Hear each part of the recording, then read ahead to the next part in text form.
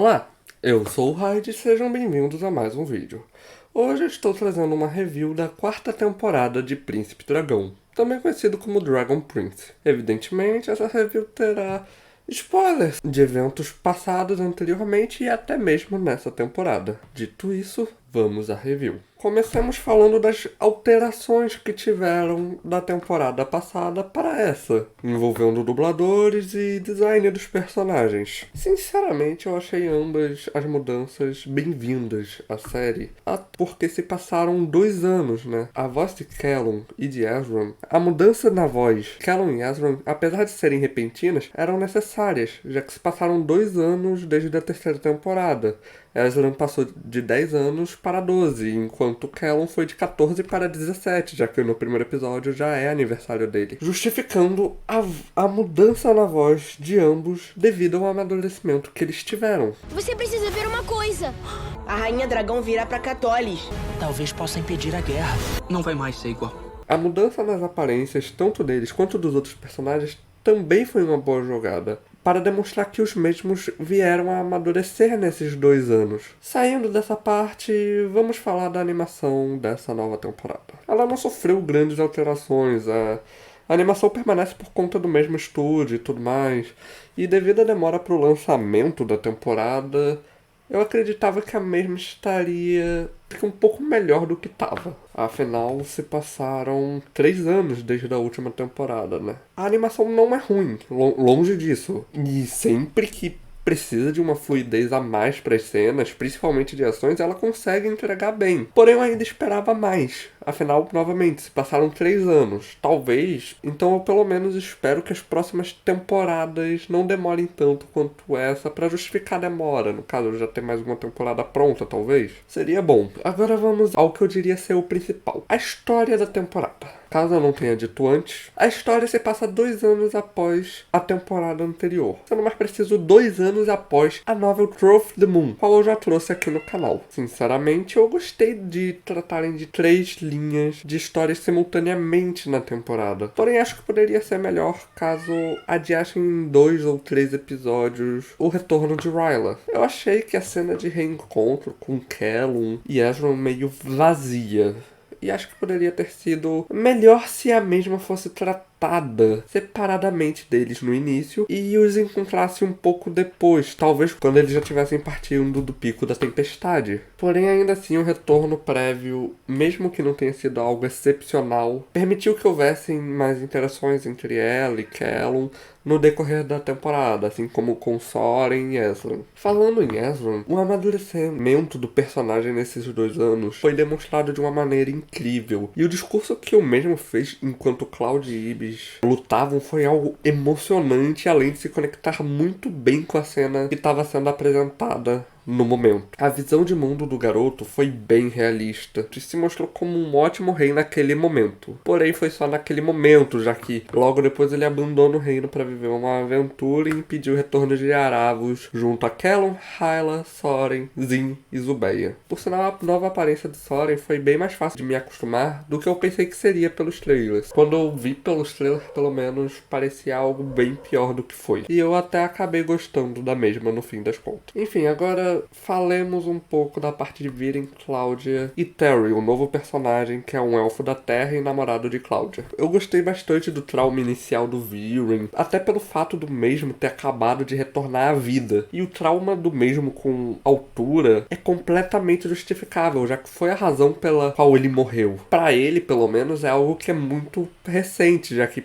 por mais que tenha se passado 2 anos na série, pra ele não passou nem horas. E apesar do mesmo querer desistir de seguir o que Aravos falava e querer apenas aproveitar seus últimos dias, isso foi algo que não condiz tanto com o personagem, ao menos até o que havia sido apresentado. Porém, a gente não sabe tanto do passado dele antes da magia sombria. Então, talvez que ele fosse ele sem estar corrompido pela magia sombria. Bom, só o futuro dirá. E, de todo modo, ele havia acabado de retornar à vida e descobrir que só teria 1 mês para libertar Aravos para viver mais tempo não ajudava muito a ele querer fazer isso, já que ninguém sabia onde onde se encontrava a prisão do mesmo. A mudança da Cláudia nesses 2 anos foi algo muito interessante, com a mesma se importando menos com os velhos amigos, o que é justificável visto que ela meio que os abandonou. Sua evolução da magia sombria é clara e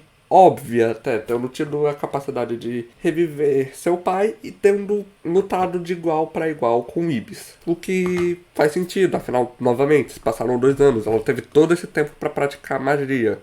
Assim como Callum, que também teve uma clara melhora no desenvolvimento de magia do céu, talvez inclusive tendo aprendido muitas das magias com Ibis. Voltando ao grupo do Viren, vamos falar do Telly. Admito que a princípio eu não gostei tanto dele, por inicialmente terem tido muitas piadas de pum sendo feitas com ele, enquanto subia uma montanha. Porém, com o tempo eu acabei passando a gostar dele, principalmente com o desenvolvimento após assassinar alguém e as interações que o mesmo tinha com o Viren no decorrer dos episódios. Sua participação no ato final, fazendo Cláudia mudar seu ato, me faz crer que o mesmo terá uma extrema importância no futuro da animação, seja levando-a para o lado bom, desfazendo o controle mental de Aravs nela, ou até causando dano emocional na mesma, abandonando-a como seu irmão meio que fez.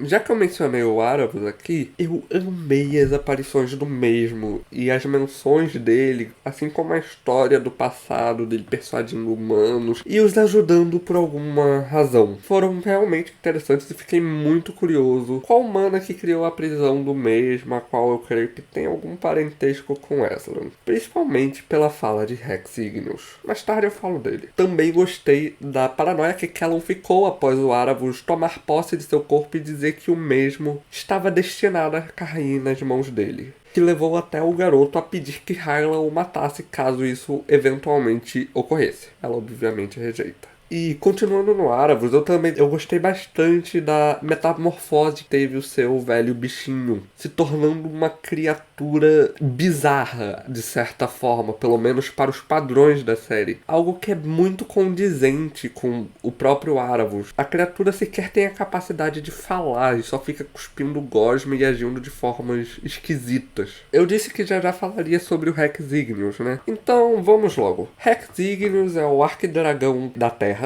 assim como velho amigo e rival de Avisandum, e é aquele que também tem a posse do mapa que leva até a prisão de Aravos. Bom, o mesmo não teve um grande desenvolvimento, já que apareceu só em 2 episódios, porém ainda assim eu gostei muito do dragão, assim como de seu covil.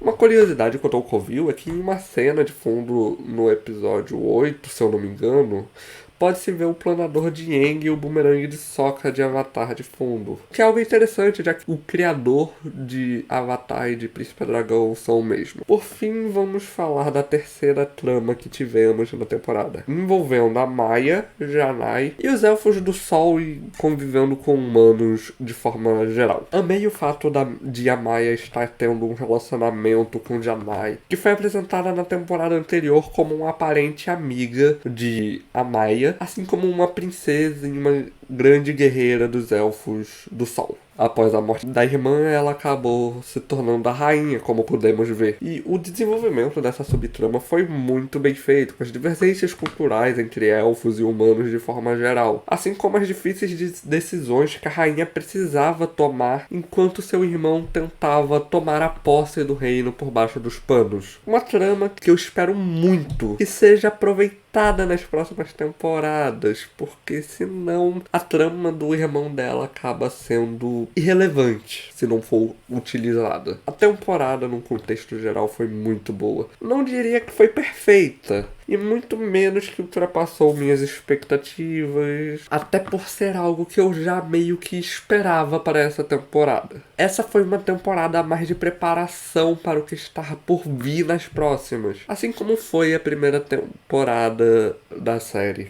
Algo mais preparatório para o que vem a seguir, pro próximo arco. E eu estou com grandes expectativas para esse arco num contexto geral. Mas enfim, o que vocês acharam dessa temporada de Príncipe Dragão? Gostaram? Esperavam mais? Comentem aí. Como sempre, estarei dando coração em todos os comentários e interagindo com os que faz sentido se interagir. De todo modo, eu espero que tenham gostado e nos vemos na próxima.